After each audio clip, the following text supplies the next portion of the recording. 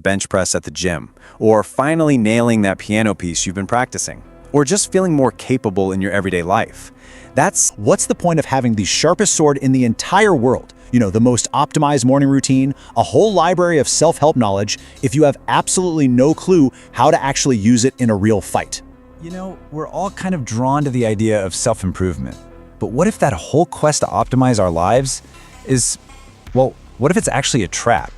What if it's just keeping us busy preparing for a life that we never ever get around to living? Okay, let's start with something we can all agree on. There is this deep, almost fundamental satisfaction that comes from making progress. It's that amazing feeling of growth, of mastering a new skill, of actually seeing your hard work pay off in a real way. I mean, think about it. Whether it's seeing those numbers go up on your bench press at the gym, or finally nailing that piano piece you've been practicing, or just feeling more capable in your everyday life. That sense of competence is an incredibly powerful and really positive human drive. It makes you feel useful, not just for yourself, but for the people around you. But here's the twist.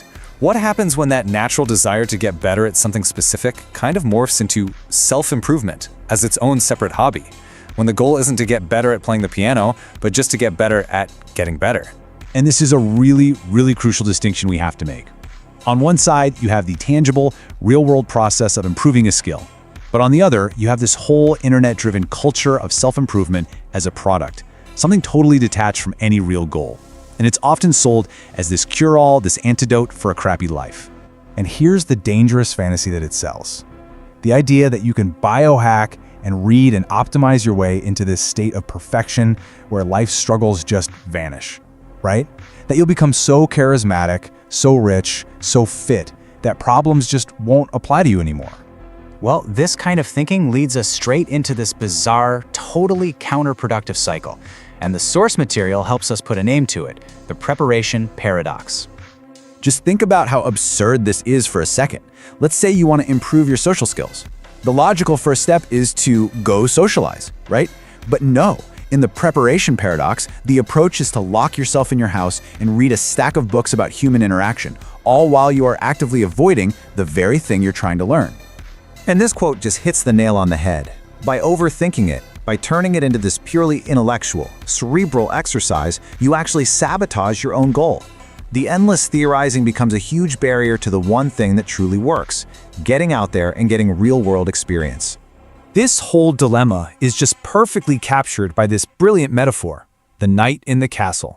I want you to picture this knight. They're safe inside the castle walls, and their whole day, every day, isn't about training for battle. No, it's about obsessively sharpening their sword, polishing their armor, and reading scrolls about the theory of dragon slaying.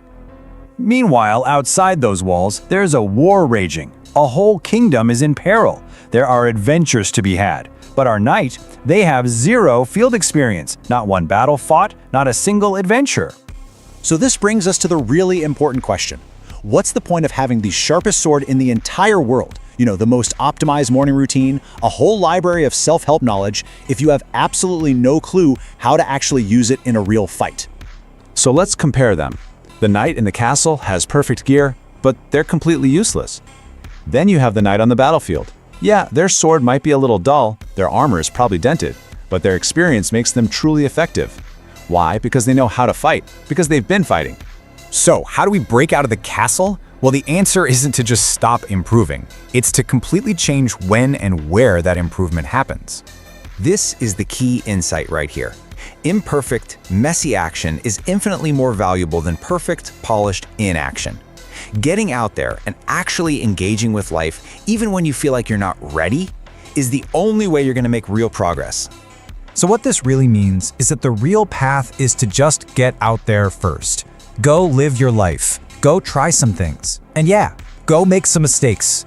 Then you use the books, the videos, all that learning as they were actually intended.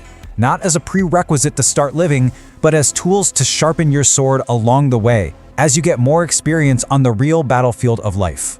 So, as we wrap up, I want to leave you with this question. Just take an honest look at your own life. Is there a sword, some skill, some project that you're just endlessly polishing in the safety of your own castle? And maybe more importantly, what's the battlefield you know you need to be on?